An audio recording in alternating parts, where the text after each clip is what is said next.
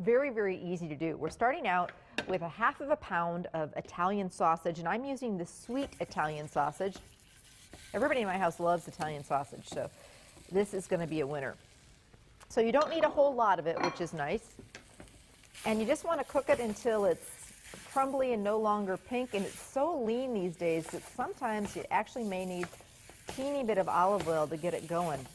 Pork is so lean, which is great. That's a good thing. But I'm just going to throw a little, and it depends what kind of sausage you pick up. Just a little bit of olive oil in there. You see I'm doing this in a non-stick pan, and the nice thing about this pan is it has a metal oven-proof handle. So what frittatas are, you start them on the stove, and then you finish them in the oven, and they puff up and bake in the oven. So that's why you don't have to flip them or anything like that, which is really nice. And you can throw anything, everything but the kitchen sink into one of these. So that's one of the reasons I love frittatas, is if you've got a little bit of this, a little bit of that.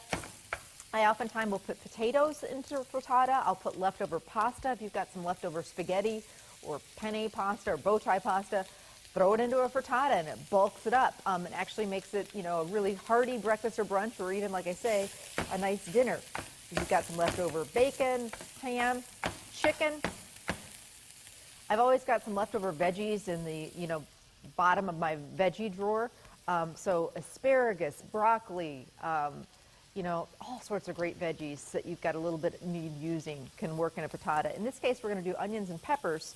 So as I said, it's a great way if you've got a little bit of a red pepper, a little bit of a yellow pepper. I would stick with more of the sweeter peppers, like the yellow, the red, or the orange. You could do green pepper in here if you wanted, but I'm going to stick to the yellow and the red, the sweeter peppers. I think they work better in this frittata. And you can dice them, you can slice them. It's however you want to do it. This dish is very forgiving. And this show is all about breakfast, but let me tell you, you need to get dinner on the table in a real hurry. Think eggs and think about making something like this.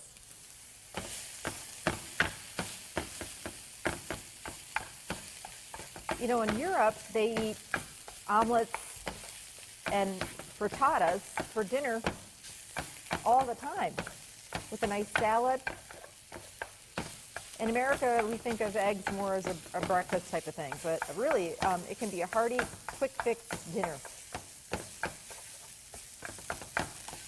So I'm just cooking this, as I said, until it's crumbly and no longer pink, and let me tell you, it smells divine. A little more oil.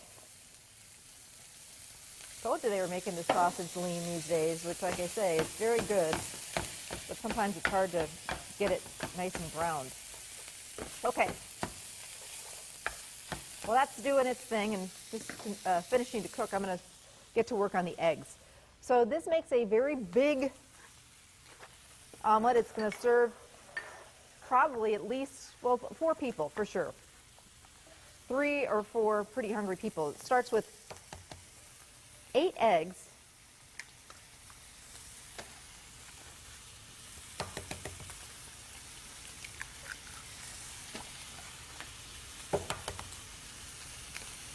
And we're always looking for great recipes on this show.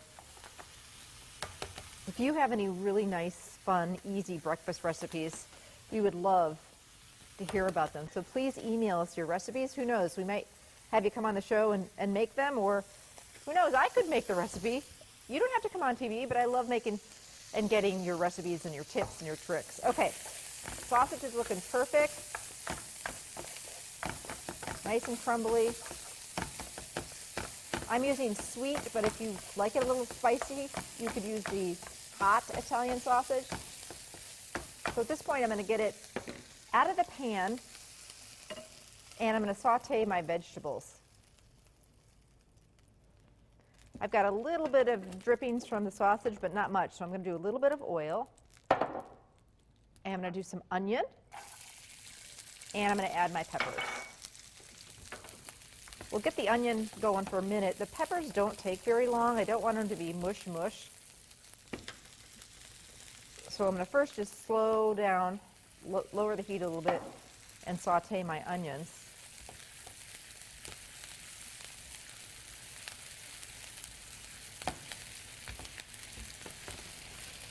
One of the best smells is the onions and peppers and sausage when it's cooking. So, so yummy.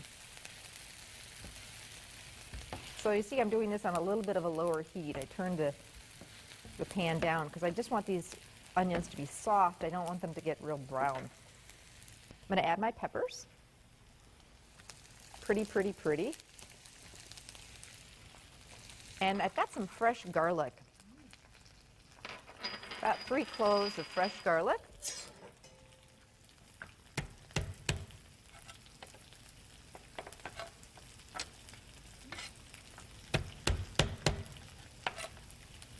Just using the back of my knife to give it a quick rough chop. Doesn't have to be perfect.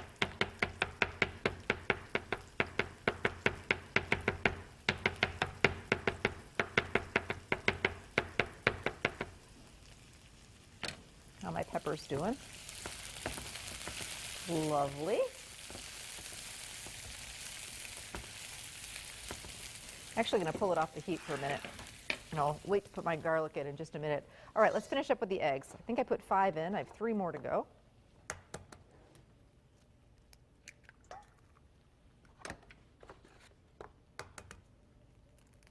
My daughter Ireland and Bob are huge breakfast eaters.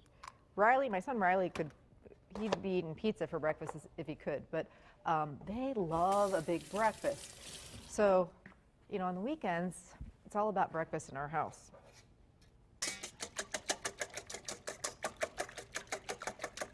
So the 8 eggs with a little bit of salt and pepper.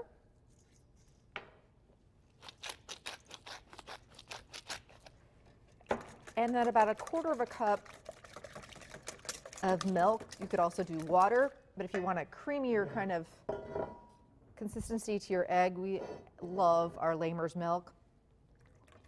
I'm just going to eyeball it. This is whole milk. If you wanted it really rich, you could use the Lamer's heavy cream. Do a little more pepper. I like quite a bit of pepper in my eggs, but that's up to you.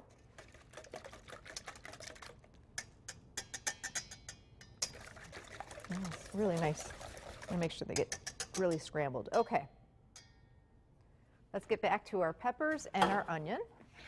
So at this point I can get it back on the heat. I'm going to add my fresh garlic. Real careful when you're adding fresh garlic to any recipe. You don't want to burn the garlic. That'll make the whole dish bitter, and that is never a good thing. So once I get my fresh garlic in here, and you have to be especially careful if you've got nothing else in the pan. In this case, I've got some peppers in the pan, and so there's a little more in here. But about 30 seconds is the general rule of thumb for fresh garlic, just until you start to smell it, and I'm smelling it now. Then I'm going to take that sausage back in to the skillet, and now we're going to throw our eggs in.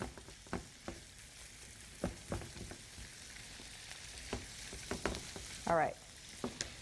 So the key, and I've got some cheese. I'm using about 1 cup of mozzarella, or I love the creaminess if you can find it, or if you want to splurge a little bit and do a fontina cheese, which is a lovely Italian soft cheese.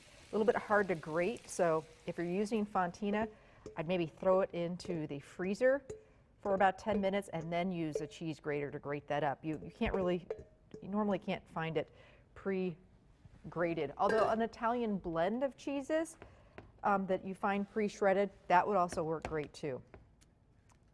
So now I'm turning this up a little bit, and the key with the frittata is you want to start it on the stove top, but you want to finish it in the oven.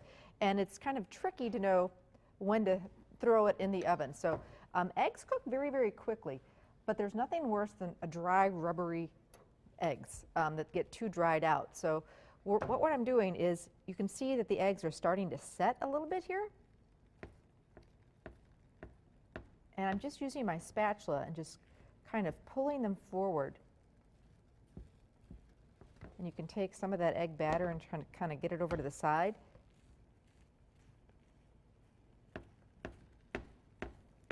I've got my oven preheated to about 375 degrees.